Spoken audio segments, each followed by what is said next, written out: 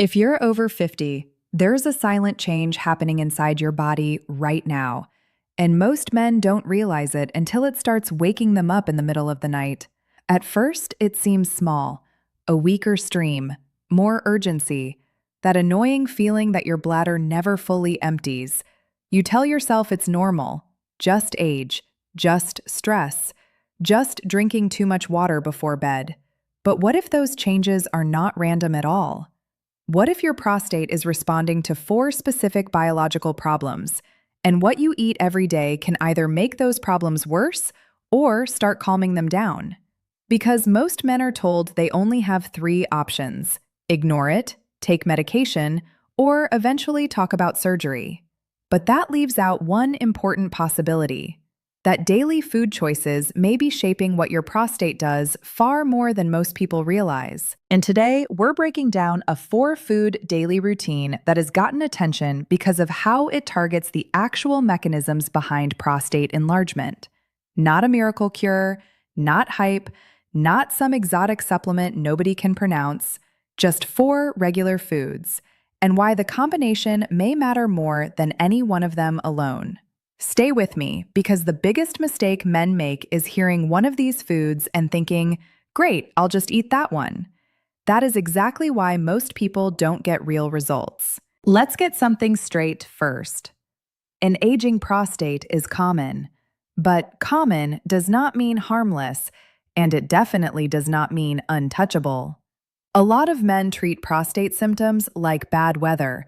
They assume it just happens, and all they can do is live with it.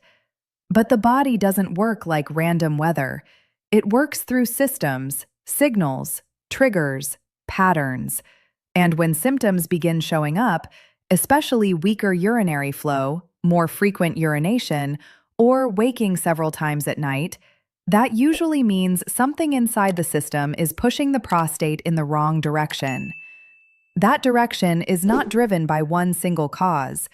That's the first major insight, because people love simple explanations. It's hormones, it's inflammation, it's bad circulation, it's just old age. In reality, prostate enlargement tends to be driven by several forces acting together, and if you only target one, the other ones keep the problem alive. That's why so many men bounce from remedy to remedy and feel disappointed. A tea helps a little, a supplement helps a little, a medication helps but brings side effects, and the root pattern is still there. So before we talk foods, we need to understand the 4 pressure points that usually keep this problem going. The first is DHT. This is one of the biggest hormonal drivers behind prostate growth. DHT comes from testosterone, but it acts more aggressively in prostate tissue. Think of testosterone as the raw signal and DHT as the amplified version. When that amplified signal keeps hitting prostate tissue over time, growth becomes more likely. The second is chronic inflammation, not dramatic inflammation, not the kind that makes you feel suddenly sick, the quiet kind, the kind that keeps tissues irritated, swollen, reactive, and slow to recover. The third is oxidative stress. This is cellular wear and tear from unstable molecules damaging tissue over time. You don't feel oxidative stress directly, but your cells do. And tissues that deal with constant oxidative stress tend to function worse and age faster. The fourth is poor blood flow. This one is hugely underrated. As men get older, vascular function often declines. Blood vessels become less flexible. Nitric oxide drops. Circulation gets less efficient. And once circulation worsens, congestion in the pelvic region can become part of the problem too. Now, here's the real point. These 4 don't stay in separate boxes. They interact. Hormonal pressure increases inflammation. Inflammation raises oxidative stress. Poor circulation makes all of it harder to resolve. That is why attacking just one pathway rarely changes the whole picture. And that brings us to the 4 foods. Each one targets a different side of the problem. That's where the real power is. The first food is cooked tomatoes. Not raw tomatoes, cooked. And that detail matters. When tomatoes are cooked, lycopene becomes easier for the body to absorb. Lycopene is one of the compounds most often discussed in relation to prostate health, and for good reason. It's a powerful antioxidant, and prostate tissue appears to have a particular affinity for it. In plain English, that means this compound may be especially relevant in the exact place we care about. Now, why does that matter? Because oxidative stress is one of the ongoing forces that pushes tissue dysfunction forward. If you keep letting that damage build up without enough protection, the environment inside the prostate becomes more chaotic, more irritated, and less stable. Cooked tomatoes help address that side of the equation. And there's another reason they matter. They are realistic. This is not some complicated protocol that depends on a rare powder or a fancy capsule. Tomato paste. Cooked tomato sauce. Tomatoes prepared with a bit of healthy fat. These are normal foods, easy to repeat, easy to keep consistent with, and consistency is what gives this whole strategy a chance to work. One thing I think many people misunderstand is this. Foods like this are not meant to shock the body into change.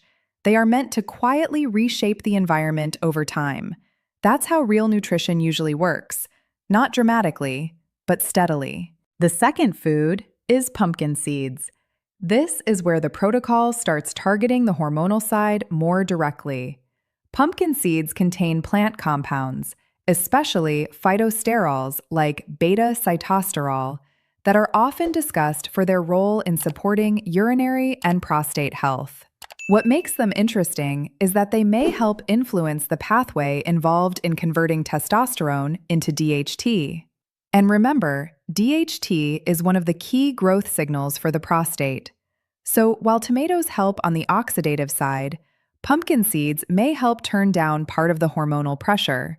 That matters, because if you only calm inflammation without addressing growth signaling, you're still leaving the door open. Pumpkin seeds also come with supportive minerals like zinc and magnesium, which are relevant to male health in general. Now, I want to be careful here. This doesn't mean pumpkin seeds are a magic replacement for medical treatment. But as part of a broader daily pattern, they make sense. And again, this is what I like about the 4-food model. It doesn't bet everything on one superstar ingredient. It spreads the work across multiple mechanisms. That's a smarter approach, because biology is messy, and smarter strategies usually look less dramatic than marketing promises. The third food is fatty fish, salmon, sardines, mackerel. This is where the inflammation side gets serious attention. Omega-3 fats are often described as anti-inflammatory, but I think that phrase is too simple. What makes omega-3s so valuable is not just that they suppress inflammation, it's that they help the body move toward resolving it. That's a better goal. Because simply silencing symptoms is not the same as helping tissue return to a healthier baseline. And when it comes to prostate discomfort, swelling, irritation, pressure, and urinary changes, that distinction matters. A body stuck in ongoing low-grade inflammation doesn't recover well. It stays reactive. It stays swollen. It stays vulnerable. Fatty fish help support the opposite direction, toward repair, toward balance, toward a less inflamed internal environment. This is also one of those habits that helps more than just the prostate. Heart health, brain health, vascular health, inflammation control. So even beyond the prostate conversation, it earns its place. And honestly, that's another reason I like this kind of protocol. It doesn't ask you to sacrifice overall health just to chase one symptom. It works with the body more broadly.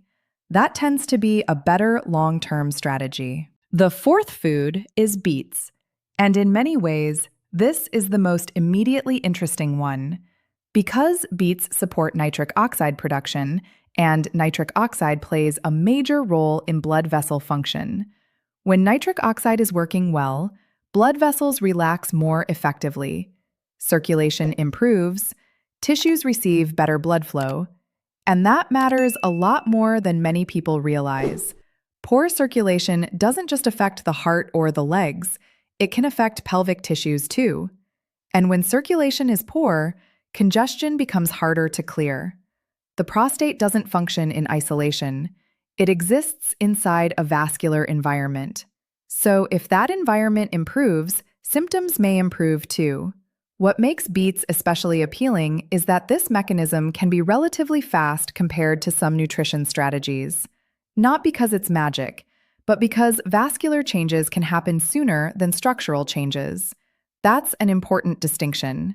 A person may feel a small improvement in flow or comfort before any deeper, long-term tissue changes happen. And that can be encouraging, because one of the hardest parts of staying consistent with nutrition is waiting long enough to notice anything.